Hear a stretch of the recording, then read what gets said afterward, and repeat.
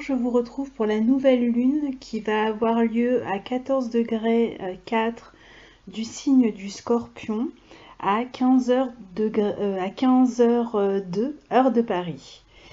Alors, nouvelle lune en Scorpion, donc nouveau départ, hein, comme pour chaque nouvelle lune, et d'autant plus nouveau départ que nous sommes dans le signe du Scorpion, un signe qui parle de transformation intérieure, de plonger dans les tréfonds de son intériorité pour y trouver la vérité, sa vérité, et donc se connecter à sa source intérieure pour retrouver une forme de pouvoir sur soi. Cette nouvelle lune est au sextile de Pluton et au trigone de Neptune. Elle est aussi carrée à Mars, mais surtout au sextile de Pluton et trigone à Neptune, ce qui sont des aspects très intéressants, puisqu'elle est donc au sextile de son maître, hein, c'est-à-dire Pluton. Un aspect qui permet donc une transformation pour savoir dans quel endroit de votre vie cette transformation se produit. Regardez où tombe le 15e degré du Scorpion dans votre thème, dans quelle maison, avec la symbolique de la maison, ça vous permettra de comprendre dans quel secteur vous allez être amené à transformer quelque chose, à transformer surtout quelque chose et aller chercher la vérité en vous concernant ce domaine-là. C'est en tout cas un bon moment si vous cherchez à transformer quelque chose, c'est une bonne nouvelle lune pour ça. Donc ce sextile à Pluton, comme je disais, permet vraiment de se connecter à sa source pour retrouver du pouvoir sur soi. Ça c'est vraiment très important. Donc on est au plus près de sa vérité pour ne pas se faire ne pas être ballotté par les événements et retrouver une forme de pouvoir là où il y avait peut-être difficulté à savoir où nous en étions. Donc ça va être un aspect extrêmement important qui va voilà, permettre de savoir déjà pour soi, avant même d'extérioriser finalement cette vérité que l'on va trouver, dans un premier temps, déjà de savoir personnellement où on en est. C'est donc un aspect très intéressant. Alors évidemment, le fait que nous soyons dans le signe du Scorpion, même si c'est un aspect harmonieux avec le maître du Scorpion, avec Pluton, il peut y avoir un caractère de crise. Pourquoi? Parce que le signe du Scorpion, c'est le fait de transformer, on a dit, donc de laisser quelque chose derrière soi pour accéder à quelque chose d'autre. Donc il y a toujours une forme de deuil dans le signe du Scorpion, aussi bien accepté soit cette nouvelle lune, qui peut générer une forme de crise, mais je dirais de crise salutaire ici, dans le sens où tout à coup, voilà, on se connecte à cette vérité et il y a une forme d'intensité aussi en soi qui va nous permettre de comprendre ce que l'on doit transformer, comprendre peut-être une situation, mais vraiment au plus profond de cette situation, au plus vrai. Le signe du Scorpion, c'est un signe quand même d'authenticité, de vérité, de connexion à sa force intérieure. Et donc ça va être un moment extrêmement important. Donc on est dans une période de renouvellement d'une certaine manière, de transformation, et qui va être intéressant d'autant plus que cette nouvelle lune, je disais, est au trigone de Neptune. Donc il y a un aspect presque de l'ordre de la guérison avec ce trigone à Neptune, quelque chose d'apaisant. C'est-à-dire que même si on souffre presque hein, d'aller chercher cette vérité en soi, même si le fait d'aller puiser cette vérité provoque une forme de crise émotionnelle ou d'intensité très forte à l'intérieur de soi. En même temps, le fait de trouver une réponse, de trouver ce qu'il faut transformer, va nous aider aussi à guérir d'une situation qui était peut-être devenue compliquée. Donc en même temps, on a ce beau trigone à Neptune qui va vraiment nous porter d'une certaine manière, en même temps que nous guérir, nous aider à évoluer, à passer un cap.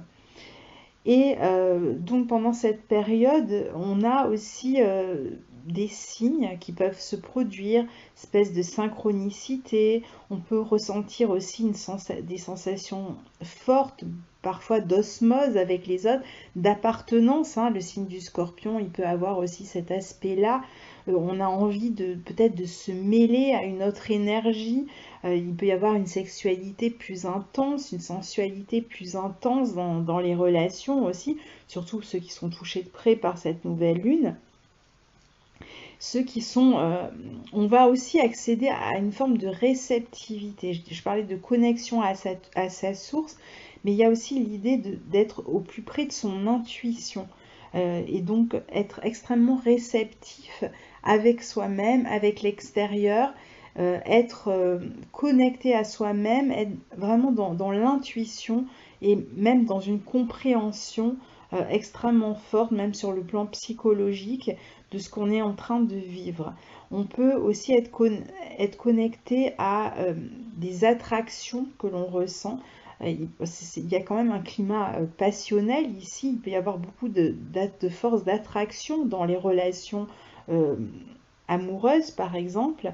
Il peut y avoir aussi beaucoup plus de passion et d'intensité dans tout ce que l'on démarre, dans tout ce qui est transformé sous cette nouvelle lune en Scorpion. Alors, c'est vrai que la lune en Scorpion est en chute, mais comme toute planète, moi je suis d'avis qu'il n'y a pas vraiment d'endroit.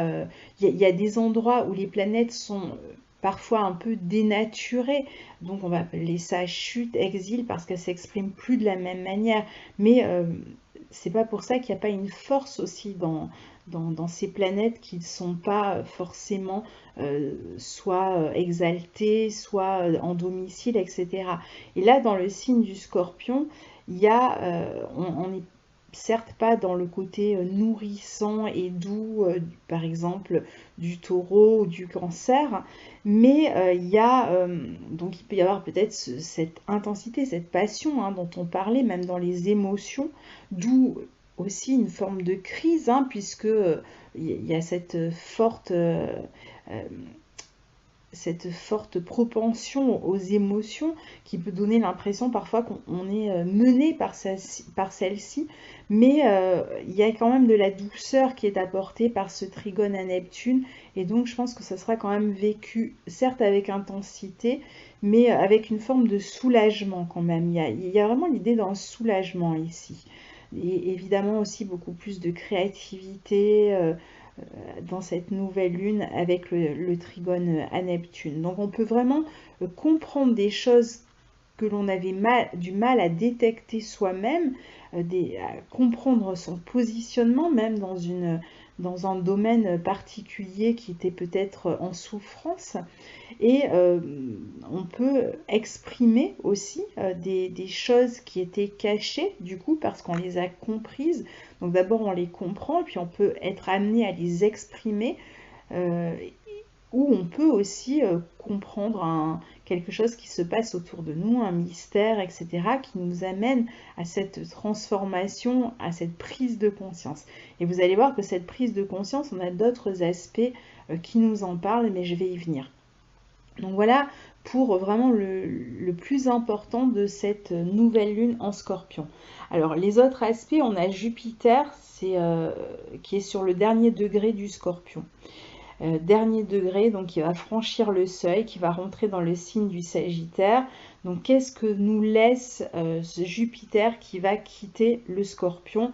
Ça c'est vraiment une interrogation importante et qu'on va peut-être apprendre d'ici peu, au moment où Jupiter va peut-être rejoindre Mercure, ou quand Mercure rétrogradera un peu plus tard sur ces mêmes degrés du Scorpion, sur la fin du signe du Scorpion. Mais il peut y avoir comme ça un message qui nous sera délivré d'une certaine manière, un message concret, réel, ou une information, ou une compréhension encore plus intense, peut-être plus profonde encore, par rapport à ce qui se passe en ce moment, de ce que nous aura laissé comme cadeau, j'ai envie de dire, Jupiter, qui aura transité le signe du Scorpion. Ça peut être plus d'indépendance, plus de liberté, pourquoi pas, puisque Jupiter est en quinconce d'Uranus. Donc on sait qu'on a été beaucoup touché par des transits qui nous poussaient vers la liberté et l'indépendance. Le carré de Mars-Uranus, l'opposition Vénus-Uranus, qui sont des aspects quand même qui nous ont poussés vers plus d'autonomie. Et c'est peut-être le début de cette compréhension qui est en train de se jouer en ce moment avec cette nouvelle lune en Scorpion, et qui nous permet de savoir encore ce qu'il y a à les gratter et à les transformer pour atteindre encore plus, de manière plus imposante, je dirais, ou plus concrète, ou plus évidente, cette autonomie. Donc il peut y avoir en effet des nouveaux départs, des transformations importantes. Alors justement, il y a aussi les nœuds lunaires qui viennent de changer de signe et qui sont rentrés, donc le nœud nord dans le signe du Cancer, le nœud sud dans le signe du Capricorne. J'ai fait une vidéo là-dessus et donc j'expliquais que ce qui se joue comme équilibre à trouver avec ces nœuds lunaires dans ces signes du Cancer et du Capricorne, c'est la sécurité émotionnelle, nœud nord en Cancer, et en face la sécurité matérielle, nœud sud en Capricorne. Tout l'aspect familial, nœud nord en Cancer, avec en face les structures, l'État, la famille, les règles, etc. Ce qu'on nous impose aussi, qui vient de l'extérieur, nœud sud en Capricorne. Ce dont on a besoin intérieurement, nœud nord en Cancer, contre ce dont on a besoin sur le plan structurel, plus nœud sud en Capricorne. Donc on va être dans ce dilemme-là à partir de ce moment. Et justement, on a ces nœuds lunaires sont sur les derniers degrés, ils viennent d'entrer dans les signes, et donc ils sont dans le dernier degré du Cancer, dernier degré du Capricorne. Et à ce même moment, on a Uranus qui vient de rétrograder dans le signe du Bélier, qui est lui aussi à 29 degrés du Bélier. Et on a Jupiter, je l'ai dit il y a 5 minutes, qui était lui aussi dans les derniers degrés du Scorpion. Donc on a beaucoup de planètes, de points sur ces derniers degrés d'un signe. Les derniers degrés d'un signe sont toujours une espèce de paroxysme par rapport à la symbolique du signe. Ça marque aussi la fin de quelque chose. Quand une planète est sur le premier degré du signe, en général quand elle entre dans un signe, il y a un nouvel événement qui se produit en rapport avec ce signe, un nouveau départ. Là, on est sur la fin de quelque chose, avec ces nœuds nord à 29 degrés du Cancer et nœud sud à 29 degrés du Capricorne. On a Uranus qui est à 29 degrés du Bélier, donc que des signes cardinaux, au carré de ce nœud nord et de ce nœud sud. Les signes cardinaux, c'est, on est dans l'action, il y a des initiatives qui sont prises, il y a des changements, des nouveaux départs qui sont pris. Donc là, on peut se poser la question, avec Uranus au carré des nœuds, d'une espèce de prise de conscience extrêmement forte qui pourrait rejoindre cette idée de faire la vérité en se connectant à sa source de la nouvelle lune Scorpion. Donc une espèce de prise de conscience et qui pourrait nous amener peut-être même à prendre un nouveau départ de manière extrêmement soudaine. C'est-à-dire qu'il peut, alors, soit volontairement, soit peut-être subi par certains, mais il y a une idée d'une prise de risque, d'un nouveau départ, quelque chose qui change vraiment de manière soudaine. Uranus est aussi opposé à Vénus, hein, n'oublions pas. Il y a une sorte de saut dans le vide ici. On a envie vraiment de se lancer, on a envie d'y aller.